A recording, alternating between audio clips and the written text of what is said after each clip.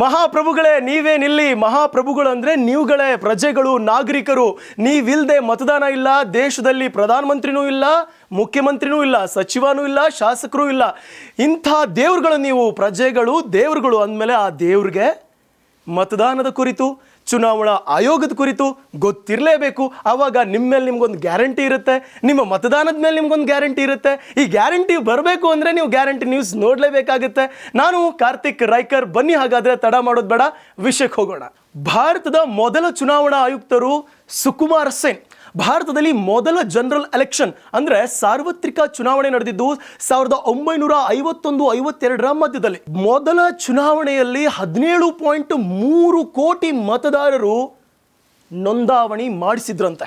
ಭಾರತದ ಮೊದಲ ಸಾರ್ವತ್ರಿಕ ಚುನಾವಣೆಯಿಂದ ಹಿಡಿದು ಪ್ರಸ್ತುತ ಈವರೆಗೂ ಹಲವಾರು ಸುಧಾರಣೆ ಬದಲಾವಣೆಗಳಾಗಿವೆ.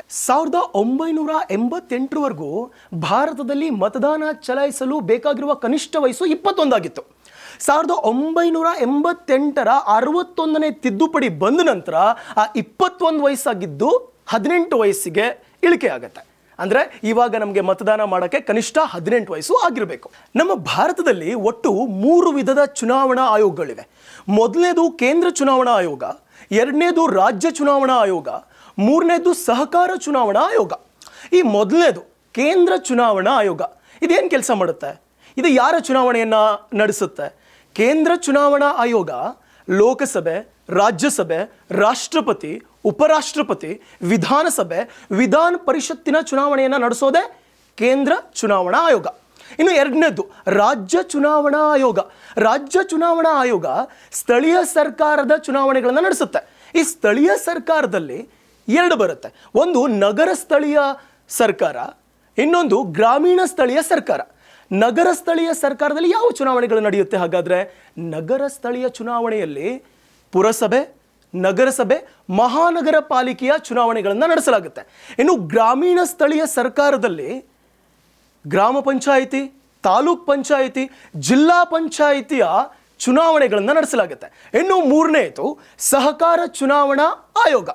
ಸಹಕಾರ ಚುನಾವಣಾ ಆಯೋಗ ನಮ್ಮ ಕರುನಾಡಿನಲ್ಲಿ ಅಂದರೆ ನಮ್ಮ ನಾಡಿನಲ್ಲಿ ಸ್ವಸಹಾಯ ಸಂಘಟನೆಗಳು ಅಥವಾ ಸಹಕಾರಿ ಸಂಘಟನೆಗಳು, ಕೋಆಪರೇಟಿವ್ ಬ್ಯಾಂಕ್ಗಳ ಚುನಾವಣೆಗಳನ್ನು ಪ್ರತಿ 5 ವರ್ಷಕ್ಕೊಮ್ಮೆ ನಡೆಸಲಾಗುತ್ತೆ. ಈಗ ನಿಮಗೊಂದು ಡೌಟ್ ಇರುತ್ತೆ, ಕೇಂದ್ರ ಚುನಾವಣಾ ಆಯೋಗದ ಅಧೀನದಲ್ಲಿ ಬರುತ್ತಾ ಹಾಗಾದರೆ ರಾಜ್ಯ ಚುನಾವಣಾ ಆಯೋಗ? ಇದಕ್ಕೆ ಉತ್ತರ ನೋ, ಇಲ್ಲ. ರಾಜ್ಯ ಚುನಾವಣಾ ಆಯೋಗ ಸ್ವತಂತ್ರವಾಗಿ ತನ್ನ ಕಾರ್ಯವೈಖರಿಯನ್ನು ಮಾಡುತ್ತೆ. ಹಾಗೆಯೇ ಕೇಂದ್ರ ಚುನಾವಣಾ ಆಯೋಗ ತನ್ನ ಪರಿಧಿಯಲ್ಲಿ ತನ್ನ ಕಾರ್ಯವೈಖರಿಯನ್ನು ಮಾಡುತ್ತೆ. ನೆನಪಿರಲಿ, ನೀವು ನಾಳೆ ಮತದಾನ ಮಾಡಕ್ಕೆ ಹೋಗ್ತೀರಾ, ಆವಾಗ ನಿಮ್ಮ ಕೈ ಬೆರಳಿನ ತುದಿಯಲ್ಲಿ ಎಂಕ್ ಶಾಯಿ ಮಸಿಯನ್ನು ಹಚ್ತಾರೆ. ಆ ಎಂಕ್ ಶಾಯಿಯನ್ನು ನಾವು ಇಂಡೆಲಿಬಲ್ ಎಂಕ್ ಅಂತ ಕರಿತೀವಿ. ಇಂಡೆಲಿಬಲ್ ಎಂಕ್ ನಮ್ಮ ದೇಶದಲ್ಲೇ ಒಂದೇ ಒಂದು ಕಂಪನಿ ಅದನ್ನು ಮ್ಯಾನುಫ್ಯಾಕ್ಚರ್ ಮಾಡುತ್ತೆ. ಅದು ಜಗತ್ತಿನ 20 ರಾಷ್ಟ್ರಗಳಿಗೆ ಸಪ್ಲೈ ಕೂಡ ಮಾಡುತ್ತೆ.